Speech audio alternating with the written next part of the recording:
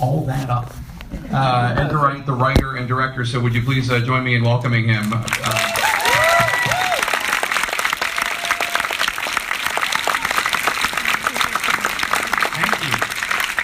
This is a big thrill for me. I'm a big Edgar Wright fan, so but I'll stick to this movie instead of your entire oof. I'm a big fan. The reason that we met actually is because I sort of noticed on Twitter, as you do again, oh, Jake Tapper followed me. And then I was like, oh, and then I messaged her, hey, big fan. So that's how, this is the first time we've actually met, but we're like Twitter friends. We're Twitter friends, and well, I have to say, I think Scott Pilgrim Saves the World is one of the most brilliant movies of the last 20 years. Yeah. Maybe the most brilliant movie I've seen until tonight, which was just unbelievable, right? I mean, just an astounding movie. So the first question I asked him was, so at the end there, I'm just a film geek like the rest of you probably. So at the end of there, is that baby just imagining what it's going to be like in 5 years, or is that 5 years later she's actually there, Deborah's actually there? Well, you know what's funny about that is that I know the answer what I think it is, but it's funny when I was doing test screenings for the movie, people would have both responses. They would either think that it was him actually getting out in 5 years, or him imagining what that would be like when he got out in 5 years. And the thing is that people liked both versions. I mean, people thought that either one was happening, and I didn't want to sort of say either way what it was. All right, you'll tell me later what you think. Yeah. I also thought if I ever did a sequel, it gives me the opportunity to kind of like I can kind of go either way on it. So I guess the first question is how does one begin the process of writing this? How does this occur to you to have a character like him in the trap that he's in? It is a very original. I can't think of a film quite like this at all. Well, I wanted to, I guess the inspirations for it, in terms of the story, you know, it was really the sort of two things that sort of I wanted to do is like, one, I wanted to do like a crime film. You've seen obviously plenty of like heist crime movies and even getaway driver movies. Well, I like the idea about it being about a young character. So it's somebody that's like, you know, so if you think like Goodfellas is about kind of like a teenager who is a normal teenager who then becomes a gangster. But at the start of this movie, Ansel Elgort at 20 is already a badass getaway driver, but is actually aspiring to be a regular Joe. So he's sort of going and wants to do the opposite of what Henry Hill does in Goodfellas. So I thought that was kind of interesting to do a film about an apprentice, and you know, it's almost like sort of Ansel at the start of the movie is like an unpaid intern in this kind of gang of robbers. But the other big inspiration, and this goes back like literally like 22 years. I was like 21, and the first track in the movie, a song Bell Bottoms by the John Spencer Blues Explosion, I had that on audio cassette in like 1995, and I used to listen to that song over and over and over again whilst I was living in North London. And I literally like dreamt up a car chase. I would listen to the song, and I think that's one of the things where maybe me and the main character are similar, is we're both like obsessed by music and motivated by it. And I literally, when I listen to some songs, I can visualize scenes. And so I didn't actually start properly writing it all down as a script until like 10 years ago. But in that time, some of the big like numbers, you know, I sort of had it worked out. Like those were songs that like, this would make a great action scene. And you're always waiting as well, like with some of these songs, you're hoping that some other director doesn't get to one of these songs first. Yeah. So you're always hoping that like James Gunn or Tarantino won't use one of the songs in the 22 years that I've been like sort of thinking about Baby Driver. You know, so I was really happy that like some of these songs have never been in movies before, which is cool. But it's true to say that the music inspired the script. Well, I was going to say that I don't know that I can think of a movie I've seen where the screenplay is such, it's almost a character in the film. Yeah. And the fact that we're listening to it at the same time he's listening to it, yeah. I don't think I've ever seen that before. Well, that's the thing is that, I mean, obviously there's lots of directors who use music brilliantly that inspire me, like John Landis, Quentin Tarantino, Martin Scorsese. The idea with this was to sort of take that a stage further, is that every song that you hear is happening diegetically. That's a good long word to which I learned through this movie. So diegetic means that it's happening in the scene. You can hear it. So it's not happening on the soundtrack. He's either in his ears, or it's on the stereo, or it's on vinyl, or it's even you hear music in the morgue. I'm always like, I don't know whether it's always something that my relationship to music is always something that interests me, and even that thing where you know, just in your daily life, if you're wearing headphones, you know that thing when you're listening to one track and then you go into a department store and there's like another track playing, and then there's this kind of weird mishmash of like the two pieces of music. You know, all of those kind of little details in life are things that I find sort of inspiring and interesting. And so trying to sort of like, you know, see a sort of heist movie through a young person's eyes, but also hear the entire movie through his ears. And I forgot to tell you this, but we are going to open the floor to questions, and there is an audience mic in a few minutes, but I'm going to ask a few more questions first. Because I'm sitting up here and I have the mic, so I'm in charge right now. Do whatever you want. Yeah. So, but I'm gonna we're gonna let you guys ask questions too. The casting of this film. Two actors in the romantic leads that I've never seen before. I apologize if they were stars of TV shows that I don't watch, but I don't know. And then an ensemble of incredibly well-known, incredibly gifted actors. Were there people that you had in mind when you wrote the screenplay? Did you think, oh, this is John Hamm will be great at this, Jamie Foxx will be great at this, Kevin Spacey? And tell us about casting the relative unknowns. Yeah. The only person who I wrote it with in mind was John Hamm, and that's only I've known John since maybe about 2008. And when I was writing the script, I wrote it with him in mind. I thought he would be perfect in that bit. I'll be totally honest. I never thought Kevin Spacey and Jamie Foxx would do the movie. So to me, those were sort of like, they're almost like the ideas are too big. So when it comes up, it's like, what about Jamie Foxx for like that? So I said, oh, I mean, he's amazing. Do you think he'll do it? And then he's doing the movie. It's like incredible. So those guys, I think, sort of, if I'm completely honest, I never dreamt I would get, you know, an Oscar winner in each of those roles. Whenever there would be a two-shot in the movie with Kevin and Jamie in it, I would whisper to my cinematographer, double Oscar shot. Two Oscar winners, one shot. Well, so I am it's funny actually because Lily James, who played Deborah, she is, I am the only British person who has never seen Downton Abbey. She is in Downton Abbey. I have never seen that show. I did see her in Cinderella. And actually, so she played Cinderella in Cinderella. But I gotta say, like, she doesn't get recognized a lot from that movie because she's a real chameleon. Like, she looks different in everything. And even some friends of mine, like a director friend of mine that saw it said, who was that girl? And I said, oh, she was in Cinderella. He goes, who did she play in Cinderella? I said, she was Cinderella. But so she's an English actress, and I was not, the only thing I'd ever seen her in before was Cinderella, and I thought she did a great job. Ansel is sort of famous from, I would guess, YA films, as they call them, young adult films.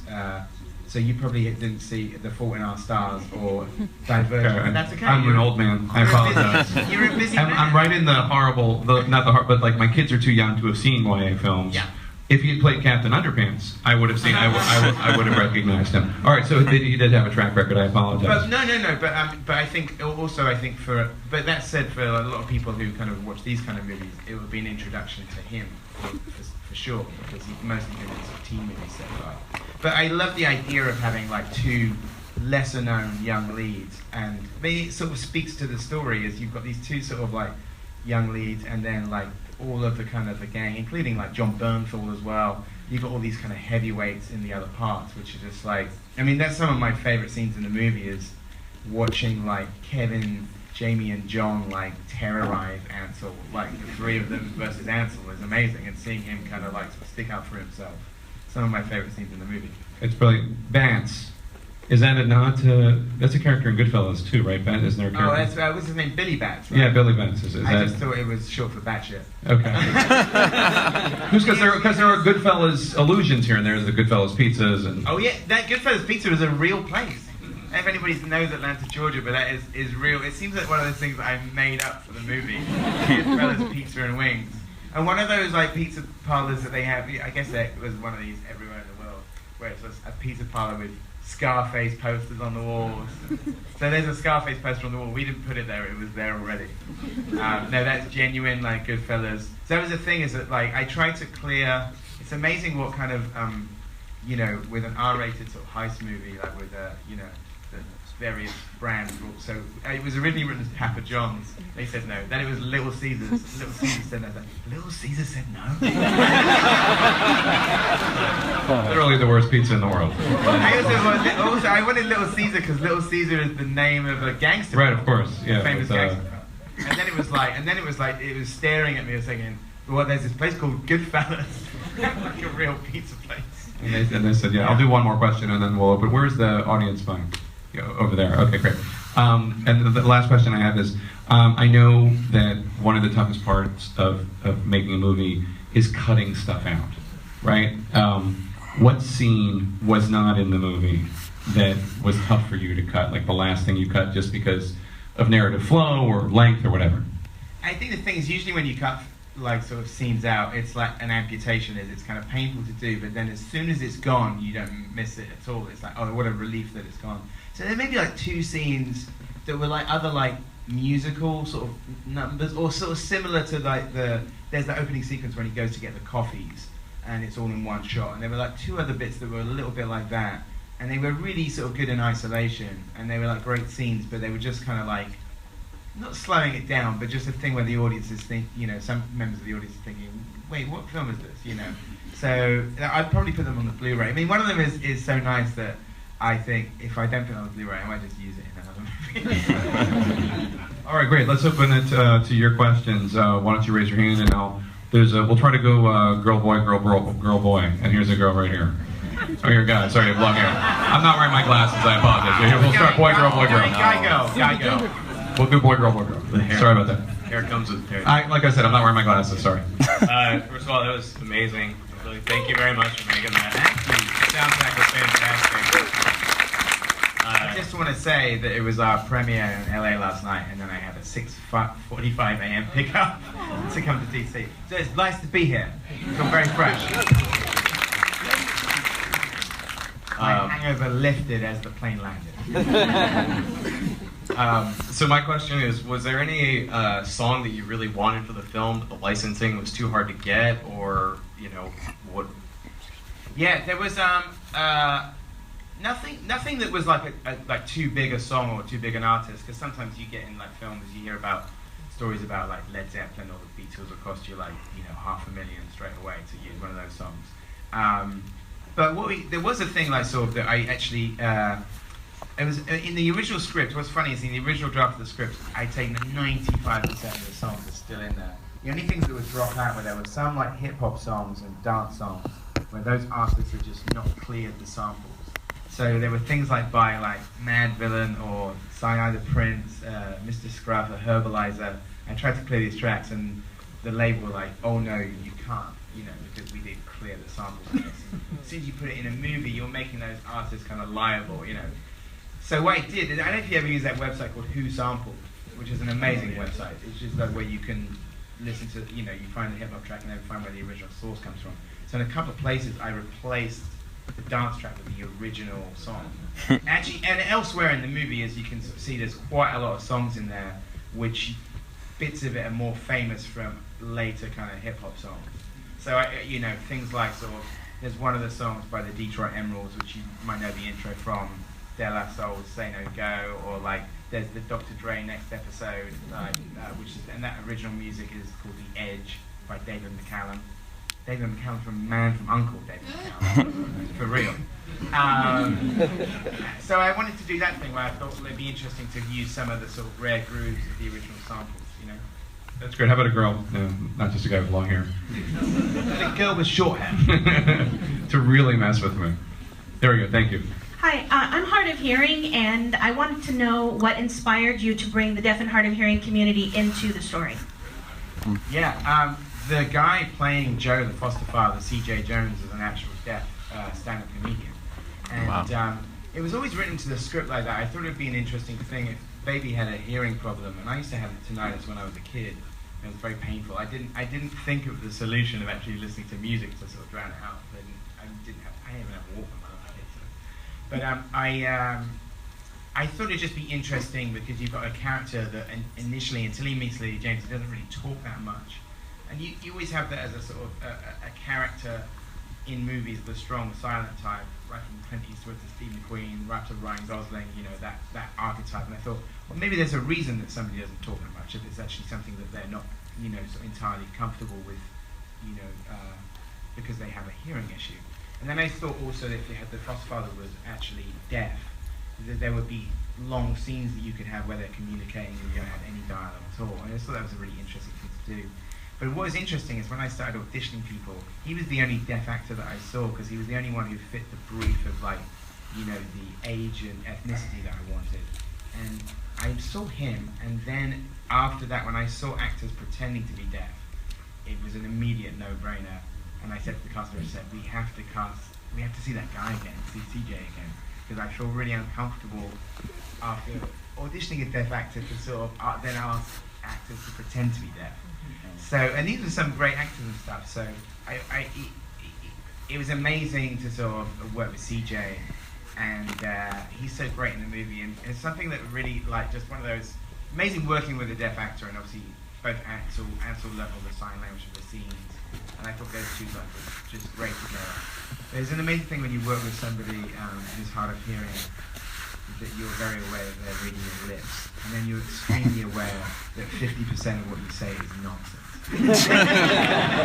So I really felt that I felt like, if anything, I feel like it made me a slightly better director because I was thinking, oh, be more succinct. So if you're talking to somebody who's reading your lips, you have to be 50% of what I say is going, you know, it's like a kind of like a, you know, like a, and he just thinks of, and you can see the other person going, like, okay, just be more direct. But I absolutely loved working with him. I think he's fantastic in the movie. He was definitely brilliant. She's picking him out over there, but okay. Hi. So the car chases and the stunts and everything were really awesome. I'm actually a stunt guy, and I got to go to stunt school for driving for like 1 week, and that is the first time I've watched a movie and it put me back in the driver's seat. They were so well captured. They were so awesome to see. It was so much fun hearing the music with it. That's kind of how you feel when you're trying to do it and not fail your test. And I just wanted to say thank you for doing such an awesome job of capturing the car chases and everything. I had another question though, because I've also studied film and everything.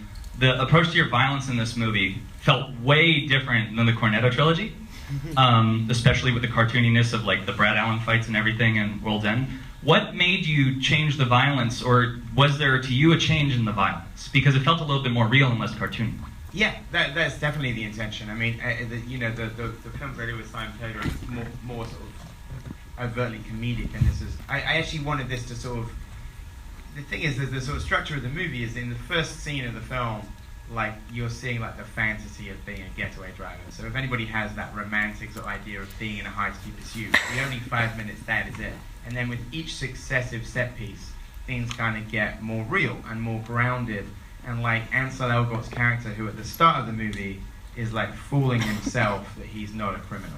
I think in his brain, he's fooled himself to think, I'm just a driver, I'm not really part of this gang. But it doesn't work like that, and especially doesn't work like that in the courts. So I think the movie is about him like having to face the responsibility of his actions. And part of that is actually seeing like the sort of the human collateral, and even in that second heist, it immediately goes awry in terms of like a member of the public is trying to sort of get them, you know, they're taking out sort of security guards. And even you notice that Ansel, I don't know if you notice that he pulls the car forward when like the gang get out and take out that security guard. He pulls the car forward so he doesn't have to look. So it's kind of like a see no evil, hear no evil approach. But the thing is that, I mean, and John Bernthal pretty much says the line in the opening scene is like, you know, you can't, you know, sort of at some point you're going to get your, you know, hands dirty, you know. You're going to get blood on your hands and it's not going to wash up in the sink. So that's sort of the idea, is that you sort of start with the dream of being a getaway driver and you sort of end with the nightmare of being a criminal. And so it was definitely the intention to make the violence more realistic and more sort of sudden and shocking, you know, to sort of contrast with the rest of it. How about a woman? There's a couple.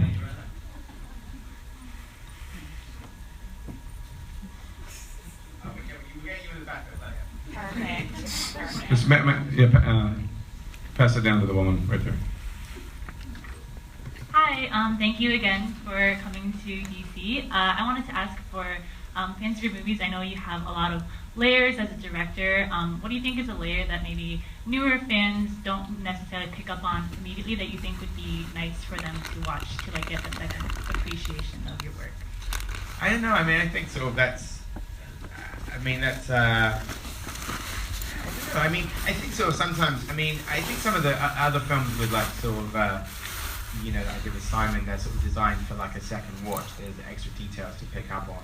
I think with this one, I think I tried to make something that was more, you know, just everything was immediately kind of. Especially you're seeing the entire film through the main character. There's little details in there and stuff. Like there's little like allusions to sort of other movies like Bonnie and Clyde or like The Driver and stuff. Tell us a couple of them, so we can look really smart in front of other people. This is so nerdy. Because here's the thing, usually what happens is that when you're doing stuff with the art department, this is how most of these things come up, is that they need names for things, like fake names for banks, fake names for people's, you know, name tags and stuff. So his is super, super geeky. So like Ansel's prison jumpsuit number is the release date of Walter Hill's The Driver. Like, I know, it's like so, but that's just designed for like IMDb movie trivia in 5 years' time. So it's like stuff like that where you kind of have little. I mean, there's a music video that I did 15 years ago for a band called Mint Royale that was like a dry run for this movie. It's I don't know if you guys know the Mighty Booch, but the guy from that, Noel Fielding, is in this video that I did 15 years ago. So you see a tiny clip of that on the TV just as they're switching channels. So there's little things like that, but I mean, in terms of what people get out of my movies, that's really up to the audience and stuff. It's not like I sit home fuming. It's like, oh, they didn't get this. You know? I mean, I think the thing is, having done even before Shaun of the Dead, me and Simon Pegg and Jessica Hines did the show called Spaced, and one of the things that came out of that was you notice that fans would just kind of get everything eventually. So it is that thing that like you want it to be entertaining for like a general audience, and then it's nice if there's that one person in the audience that feels spoken to, you know, that you're thinking, oh, I can't believe they use that, you know. So it's about both. You want to please people I want people who've never seen any of my movies to enjoy this one. You know, if you've seen anything before to enjoy this one. We'll do 2 more questions. You have the mic. You make the decisions for the last boy and girl. Oh, you've been doing double girl. Right at the back, so we'll get her up.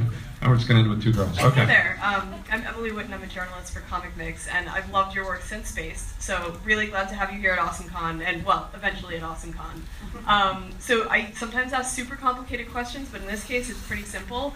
I saw a lot of real Atlanta street scenes, you know, the Peachtree Center courtyard and all of the different things. Why Atlanta? That just really struck me. I was like, I'm seeing a lot of stuff I recognize here, and that's pretty cool. And I feel like it's part of the movie, so why Atlanta? Well, here's the truth, is that, like, as you know, like, sort of, but the thing is, the whole idea of going to Hollywood these days is in inverted commas, because not many films get shot in LA anymore. Like, they get shot around the rest of the country, specifically, like, Canada, like, Georgia, New Mexico, basically because people, like, the producer chased the tax breaks. So I had written, here's the thing, I had written this film for Los Angeles, because it was where I was living at the time that I wrote it. And then, you know, it comes up when you do the budget, it's like Los Angeles will be prohibitively expensive, or it could add like 5 or 10 million onto the movie, which is like 5 or 10 million you don't have. So, you know, then it's like, what are the tax break places and what would fit the film best? And I was initially like reluctant to go to Atlanta, because I thought, oh, everybody shoots in Atlanta, because I think Atlanta now is the biggest production city in film. However, once I sort of got my head around it, I went there. I'd been there a bunch of times, and I'd only really ever been there for work, so I just went there, like I said, I just wanted to go there and just look at everything I haven't seen before. And as soon as I got my head around it, I only see, and here's the thing, most of the films, 90% of the films shooting in Atlanta are not set in Atlanta. You always see like films that are supposedly in New York, LA, Washington, you know, South Africa, space, that are shot in Atlanta. And I just thought, well, it'd be great to shoot Atlanta for Atlanta. And as soon as I spent a bit more time there just thinking about that alone, I was thinking, it actually fits perfectly. It's like a music city, it's a big car city. You know, there's still a lot of muscle cars in Atlanta. LA is all Priuses. So, me included. So, you know, so it just fit a lot better. And it's also like a travel hub as well. So, you know, even just in terms of crime, it's also sort of like a travel hub because it made a lot more sense that people would be coming in and out of there and doing jobs and leaving as a sort of airport, train, freeway hub. It's kind of like interesting. And also even just the lineage of like back in the 70s, they used to have a whole car chase genre in Atlanta with all the Burt Reynolds movies like White Lightning and Gator and Smokey and the Bandit are all Atlanta movies. There's a Paul Williams who's the guy in the white suit, is famous, another Oscar winner actually, famous as a singer-songwriter in the 70s. He wrote all the Muppet songs, and Bugsy Malone and Phantom of the Paradise. But of course he was also Little Enos in Smokey and the Bandit. So, and what's funny is some of the older stunt dudes on the film couldn't believe that he was in the movie. They thought it was somebody that was a Paul Williams lookalike, and then they were so bowled over that it was the actual guy from Smokey and the Bandit. But I really enjoyed being in Atlanta, and I think actually, I think it actually works better for the movie. It certainly works better for like Ansel and Lily, the idea of them heading west, because you know if you're in LA, where's there to go? San Diego, Catalina. So that whole idea of being in the southeast and then heading. In fact, that whole shootout with John Hamm in the car park, where they're sort of like where Eiza González dies. That is literally across the street from the CNN building. Like the CNN building you can see in those shots. So I'm amazed we didn't break in with the breaking news. Well, you know, with those things you have to tell all the people about, because we're not only by the CNN building, we were underneath the FBI building. So obviously you have a police presence there, but you do have to, as you might imagine, have to kind of tell the police that that scene is happening and what specific times. They should definitely know. Who did you want to call in the back row? I promised that lady. Look, all the way. Okay, Oh, your question's already been answered. Your question's been answered. Okay, go we back got to one the guy. more. Why don't you just do that gentleman right near you? There you go. Hey, hello. This is my first movie that you made, so I really liked it. Baby Driver, great. But my question was, in the beginning, where Ansel, it was where he went to go get coffee. That was one continuous scene, right? Yeah. How many times did it take you to do that? That's a very good question. It's 28 takes of that shot. It's all in one. I think we used take 21, and the reason we did another 7 more is I remember like we did take 21 and we all thought it was great. And I saw my cinematographer Bill Pad out of shot going, fuck, fuck. And I was saying, what's wrong? And he goes, yes, the exposure pool was late. And I said, he goes, you can probably fix it later, but we should probably do some more for safety. So cut to like another 4 hours doing another 7 takes, and we went back and fixed it and used take 21. But that was all. The other thing that's crazy about that is it was the first day of the shoot, first day of the shoot. I did the same thing on Shaun of the Dead as we did this shot, Steadicam shot, where Simon Pegg goes to the store and back, which is like a 3-minute shot. That was also on the first day of the shoot. And I always have this theory that like doing a really ambitious shot on the first day of the shoot is a great way to sort of set out your stall. You know, you kind of get the studio off your back, because if on the first day of the shoot you do this kind of fuck off amazing shot, then the studio were like, oh, okay. We'll leave him alone. How long does it take you to do 28 shoots, 28 shots? How long does that take? Does it take of 1 day, 2 days? 1 day, yeah, because obviously the sun goes down. I think we did it in a continuous day. They do that thing which they call French hours, where you do 10 hours without stopping, and people get fed on the go. So I think we did that. So I want to say it took like 8 hours to do 28 takes. And we rehearsed it. Hopefully on the Blu-ray there's a great rehearsal video that's really fun. But it is also in the street, it was crazy doing that shot. And there's so many moving parts to it in terms of the other extras and dancers and all sorts going on. And if you watch the movie again, and you will, because it would really help me if you paid to see it too. Then watch that shot again, because all of the lyrics of the song are all over the wall. Yeah. And on the lampposts and stuff. And they even change. When he goes back the other way, you see fresh graffiti has come onto the walls with the lyrics for the end of the song. So I'm really happy with that shot. Our Steadicam operator though is like, we worked out that at the end of the day he had walked, and the Steadicam, I'm sure you know, was a hefty piece of equipment. It's a real backbreaker, but he had walked 50 city blocks by the end of the day. What a treat to see a movie like this, and then also get to hear from the writer. Thank you so much, and thank you for making these movies. They're just so much. It's such a pleasure to watch.